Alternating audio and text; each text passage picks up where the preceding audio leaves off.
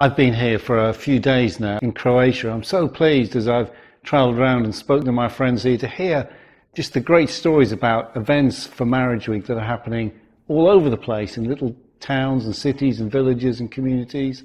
And this is great work because in other countries where these kind of local activities are taking place, we've seen a increase in the levels of happiness reported in marriage and a decrease in the levels of unhappiness. So to have an annual sort of aid memoir to remind everybody that it's a great thing to be in a marriage and look after your marriage. And so if you're not involved in Marriage Week Croatia yet, this is your opportunity to get involved and invite some of your neighbours round or organise an event. It doesn't have to be super complex.